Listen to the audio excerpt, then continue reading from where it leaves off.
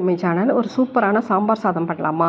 அதுக்கு 3/4 டம்ளர் பச்சரிசி எடுத்து குக்கரில் போட்டுட்ருக்கேன். 1/2 டம்ளர் துவரம்பருப்பு போட்டுட்ருக்கேன். துவரம்பருப்பு ரேஷன் கடை துவரம்பருப்பு தான். இதை நல்லா அலம்பிக்கோங்க. அலம்பிட்டு 1/4 டம்ளர் ரெண்டும் சேர்த்து, அதுக்கு நான் 3/4 டம்ளர் தண்ணி விட்டுருக்கேன். தண்ணி கூட விட்டு நல்லா குழைவாக வேகணும். இப்போ இதில் மஞ்சள் பொடி போட்டுக்க போகிறோம். தண்ணி விட்டுட்டு மஞ்சள் பொடி, உப்பு, பெருங்காயப்பொடி அதையும் எல்லாத்தையும் போட்டுட்டு நல்லா மிக்ஸ் பண்ணிக்கோங்க. மிக்ஸ் பண்ணிவிட்டு குக்கரை மூடி வச்சுருங்க. உங்கள் குக்கருக்கு தகுந்த மாதிரி நீங்கள் விசில் விட்டுக்கலாம். நான் 5 விசில் விட்டேங்க. நீங்கள் எத்தனை விசில் வேணுமோ அத்தனை விசில் விட்டுக்கோங்க. இப்போ குக்கரை மூடி வச்சுட்டு நம்ம அடுத்து குழம்பு செய்ய போகிறோம். அந்த குழம்பு செய்கிறதுக்கு நான் காய்கறிலாம் கட் பண்ணி வச்சிட்ருக்கேன். கேரட், பீன்ஸு, சின்ன வெங்காயம், உருளைக்கிழங்கு, சவு, அப்புறம் கொண்டக்கடலை, நிலக்கடலையை வேக வச்சுருக்கேன். இதுக்கு நம்ம பொடியை போட்டு அரைக்க போகிறோம் அந்த குழம்புக்கு. அதுக்கு 1 கப் தேங்காய் போட்டுட்ருக்கேன். இது நான் வீட்டில் வறுத்து திரித்து அரைச்ச பொடிங்க. இந்த பொடி எப்படி பண்ணோங்கிற வீடியோவும் என்னோடய ஷார்ட்ஸில் இருக்குது, போய் பாருங்கள். அதுவும் ஒரு 3 ஸ்பூன் போட்டு கொஞ்சமாக தண்ணி விட்டு நல்லா நைஸாக அரைச்சி எடுத்துக்கோங்க. இது பண்ணும்போது இந்த குழம்பே அவ்வளோ வாசனையாகவும் ரொம்ப டேஸ்ட்டாகவும் இருக்கும். இப்போ அதுக்குள்ளே குக்கர் விசில் வந்துருச்சு. நான் 5 விசில் விட்டேங்க. நீங்கள் உங்களுக்கு தகுந்த மாதிரி விசில் விட்டுக்கோங்க. அடுத்து குழம்பு பண்ண போகிறோம். அதுக்கு கடாயில் நல்லெண்ணெய் விட்டுருக்கேன். நல்லெண்ணெய் விட்டுட்டு கடுகு, உளுத்தம்பருப்பு, அப்புறம் வெந்தயம், கொஞ்சமாக சீரகம் தாளித்து கொட்டிட்டு இதில் கருவேப்பிலை கொஞ்சம் போட்டுக்கோங்க. கருவேப்பிலை போட்டுட்டு நம்ம ஃபஸ்ட்டு சின்ன வெங்காயத்தை வதக்கிக்கோங்க.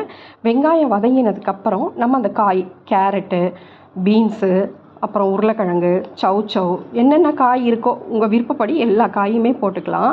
எல்லாத்தையும் நல்லா வதக்கிக்கணும். கொஞ்சம் உப்பு போட்டுட்டு மூடி வச்சிட்டிங்கன்னா இந்த காய் நல்லா சீக்கிரமே வெந்துடும். தண்ணிலாம் விடணுங்கிற அவசியமே கிடையாதுங்க. நீங்கள் உப்பு போட்டுட்டு நல்லா மிக்ஸ் பண்ணிட்டீங்கனாலே காய் குயிக்காக வெந்துடும். கொஞ்சம் மஞ்சள் பொடி போட்டுக்கோங்க. உப்பு போட்டுட்டு மஞ்சள் பொடி போட்டுக்கோங்க.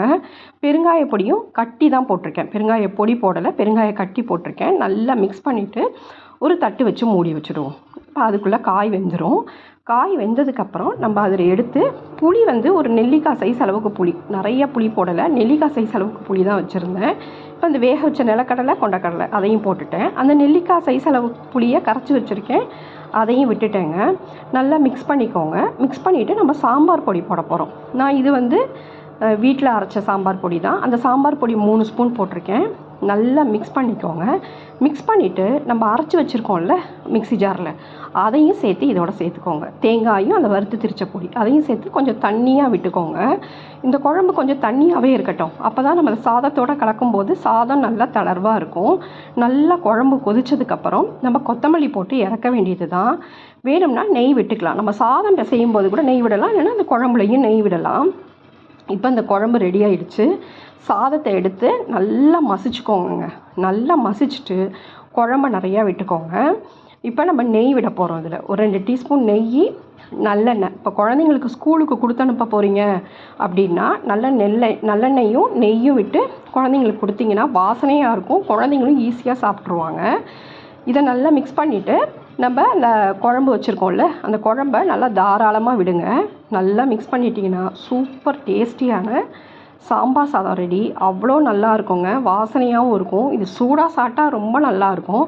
இதுக்கு தொட்டுக்கிறதுக்கு வேறு எதுவுமே வேணாம். நம்ம அப்பளமோ, வடகமோ, இல்லாட்டி சிப்ஸோ எது வேணாலும் இருந்தாலும் சூப்பராக இருக்கும். நீங்களும் ட்ரை பண்ணி பாருங்கள்.